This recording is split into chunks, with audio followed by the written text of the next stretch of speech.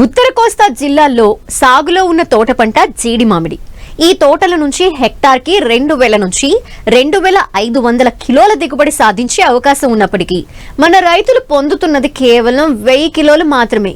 ఇందుకు ప్రధాన కారణం సాగు యాజమాన్య పద్ధతుల పట్ల రైతులకు అవగాహన లేకపోవటమే. ప్రస్తుతం తోటలు పూత పిందె దశలో ఉన్నాయి. ఈ దశలో అధిక దిగుబడుల కోసం చేపట్టాల్సిన ఆ మెళకువలేంటో కొండెంపూడి కృషి విజ్ఞాన కేంద్రం శాస్త్రవేత్త డాక్టర్ రాజ్ కుమార్ ద్వారా తెలుసుకుందాం.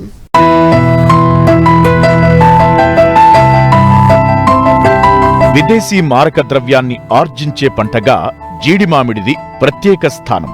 కోస్తా తీర ప్రాంతాలైన శ్రీకాకుళం నుండి నెల్లూరు జిల్లా వరకు దీనిని సాగు చేస్తున్నారు రైతులు. అయితే ఇటీవలి కాలంలో ఈ పంట విస్తీర్ణం గణనీయంగా తగ్గిపోయింది. ఇందుకు గల కారణాలను గమనిస్తే పిక్క తోటలను వేయడం, ఎరువుల యాజమాన్యం పట్ల అశ్రద్ధ, సస్యరక్షణపై అవగాహన లేకపోవడం, దీనివల్ల చీడపీడల సమస్య ఎక్కువగా ఉండి దిగుబడులు నామమాత్రంగా ఉంటున్నాయి. ప్రస్తుతం తోటలన్నీ మంచి పూత పిందెతో కళకళలాడుతున్నాయి.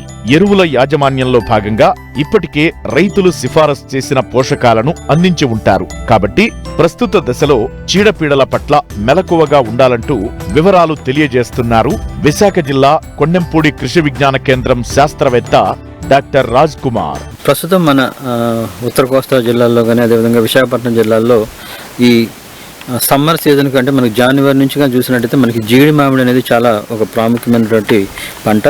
బంజరు భూముల్లో కూడా ఏంటంటే ఈ జీడి మామిడిని ఎక్కువగా కల్టివేట్ చేయడం అనేది జరుగుతూ ఉంది మన విశాఖపట్నం జిల్లాలో. సాధారణంగా దీనికి ఎటువంటి నీటి యాజమాన్యం లేకుండా రైతులు సాగు చేస్తూ ఉంటారు. ఈ జీడి మామిడి విషయానికి వచ్చినట్టయితే ప్రస్తుతం ఉన్నటువంటి పరిస్థితులు కానీ చూసినట్టయితే మనకి ముఖ్యంగా మంచి పూత అదేవిధంగా పిందె దశలో మనకి జీడి మామిడి ఉంది. జీడి మామిడిలో సాధారణంగా మనకి డిసెంబర్ చివరి వారం కానీ లేదా మధ్య నుంచి కూడా ఏంటంటే మనకి పూత అనేది స్టార్ట్ అవడం జరుగుతూ ఉండేది. చిగుర్లు రావటం, తర్వాత దాని నుంచి పూత రావటం, ఆ విధంగా ఏంటంటే మనకి జనవరి ఫిబ్రవరి వరకు కూడా మనకి పూత వచ్చి ఇక్కడ నుంచి మనకి ఫిబ్రవరి నుంచి మనకి కాయలు అనేది పెరగటం అనేది జరుగుతూ ఉంటుంది. కొన్నిసార్లు ఏంటంటే మనకి ఈ పూత ఎప్పుడైతే మనకి స్టార్ట్ అవుతుందో అదేవిధంగా మనకి కొత్త ఆకులు లీవ్స్ కొత్తగా వచ్చే టైంలో మనకి ఎక్కువగా ఆశించేటువంటి టీ దోమ.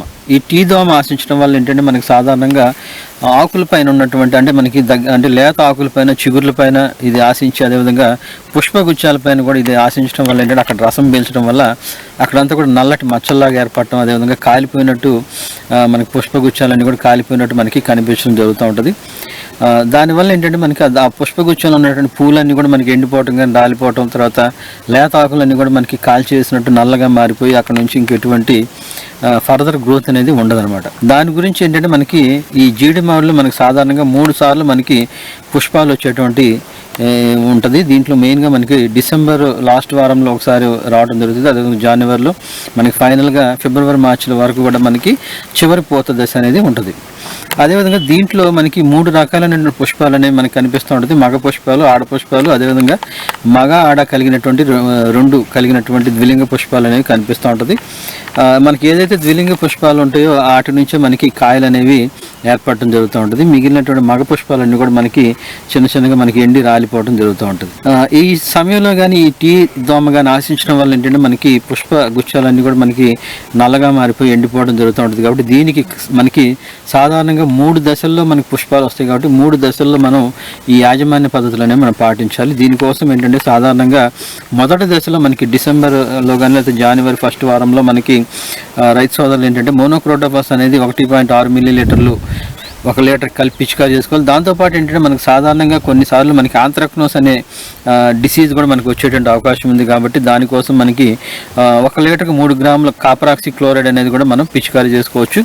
అదేవిధంగా అది లేని పక్షంలో ఏంటంటే మనకి కార్బండిజం ప్లస్ మ్యాంకోజెబ్ అనే మందు కూడా మనకి మార్కెట్లో అవైలబుల్ ఉంది. దాన్ని కూడా 2.5 గ్రామ్స్ పర్ లీటర్ కూడా మనం పిచికారీ చేసుకున్నట్టయితే ఈ సమయంలో అంటే మనకి జనవరిలో కూడా మనకి మంచు ఎక్కువగా పడుతూ ఉంటుంది. అదేవిధంగా ఫిబ్రవరికి కూడా మంచు కొంచెం లైట్గా పడుతూ ఉంటుంది కాబట్టి మళ్ళీ రెండో దఫా మనకి పూత వచ్చే సమయంలో అంటే మనకి మ్యాక్సిమం మన ఫిబ్రవరి మాసంలో ఏంటంటే మనకి లాంబ్డా సైలోత్రిన్ అనే మందు 0.6 మిల్లీలీటర్ నుంచి 1 మిల్లీలీటర్ వరకు కూడా మనం పిచికారీ చేసుకోవచ్చు. దాంతోపాటు కాపర్ ఆక్సిక్లోరైడ్ 3 గ్రాములు, లేదంటే మనకి కార్బన్డజం ప్లస్ మ్యాంకోజబ్ అనేది 2.5 గ్రాములు రెండింటిని కలిపి మనం పిచికారీ చేసుకోవటం వల్ల ఏంటంటే ఈ రెండో దఫా వచ్చేటువంటి ఈ టీ దోమను కూడా మనం తగ్గించుకోవచ్చు.